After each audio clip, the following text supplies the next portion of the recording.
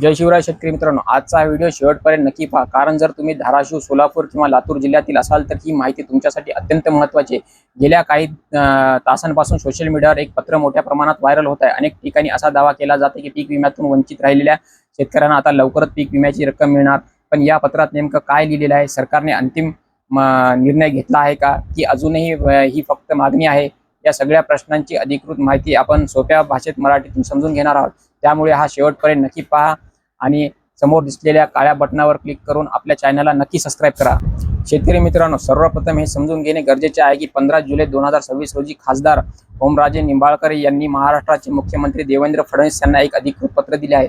या पत्रामध्ये खरीप हंगाम 2026 मधील प्रधानमंत्री पीक विमा योजनेत तांत्रिक त्रुटीमुळे अनेक महसूल मंडळाचा समावेश झाला नसल्याचे नमूद करण्यात आले आहे। त्यामुळे हजारो पात्र शेतकरी पीक विम्याच्या लाभापासून वंचित राहिलेल्याचा मुद्दा या पत्रातून मांडण्यात आलेला आहे। पत्रात असेही नमूद करण्यात आले आहे की राज्यात तांत्रिक सल्लागार समितीच्या अहवालामध्ये या त्रुटीचा उल्लेख करण्यात आला आहे। त्यामुळे ज्या महसूल मंडळातील शेतकऱ्यांना अन्याय झाला आहे त्यांना न्याय मिळावा आणि त्यांच्या प्रधानमंत्री पीक विमा योजना समावेश करण्यात यावा अशी मागणी करण्यात आलेली आहे। या पत्रामध्ये धाराशिव, सोलापूर आणि लातूर या जिल्ह्यातील अनेक महसूल मंडळाचा स्पष्ट उल्लेख आला आहे। धाराशिव जिल्ह्यातील धाराशिव ग्रामीण, अंबेजोगाई, पांडोळी, जेवळी, धानोरी, माकणी, आनाळा, शेलगाव, जवळा, पाचपिंपरी, सोनारी, आशू, शिरढोणा आणि बार्शी या भागांचा समावेश करण्याची मागणी करण्यात आली आहे। तसेच सोलापूर जिल्ह्यातील बार्शी, खांडवी, आवळगाव, पांगरी, सुर्डी, पानगाव, वैराग, नारी, उपळे, दुधाळ, सावरे आणि तोडगाव या महसूल मंडळाचा उल्लेख करण्यात आलेला आहे। याशिवाय लातूर जिल्ह्यातील कासार, शिरसी, कासार, वाखेडा, भातांगळी, मदनसुरी, मातोळा, किल्लोरी, उजनी, लांजना आणि औसा या भागातील शेतकऱ्यांनाही न्याय मिळावा अशी मागणी या पत्रातून करण्यात आली आहे। शेतकरी मित्रांनो, या पत्रामध्ये फक्त महसूल मंडळाचा समावेश करण्याची मागणी नाही तर 3 महत्त्वाच्या सूचना देखील सरकारला करण्यात आलेल्या आहेत। पहिली म्हणजे तांत्रिक त्रुटीमध्ये वगळलेल्या सर्व महसूल मंडळातील प्रधानमंत्री पीक विमा योजनेत समावेश करून घ्यावा।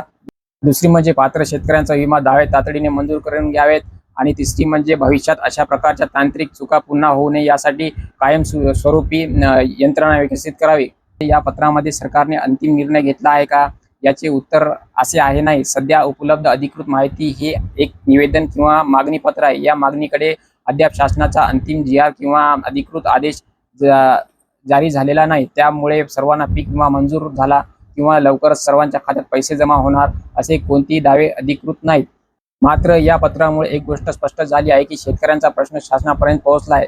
जर सरकारने मागणीला मान्यता दिली तर पुढील काही दिवसात शासन निर्णय किंवा अधिकृत परिपत्रक जारी होऊ शकतो। त्यानंतरच संबंधित महसूल मंडळाच्या पात्र शेतकऱ्यांना लाभ देण्याची प्रक्रिया सुरू होईल।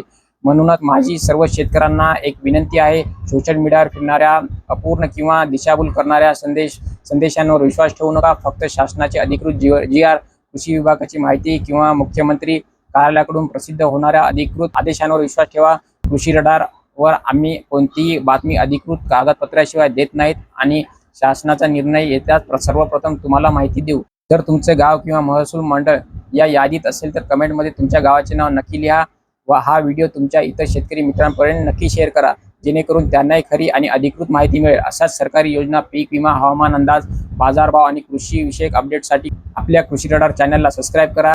धन्यवाद। जय जवान, जय किसान।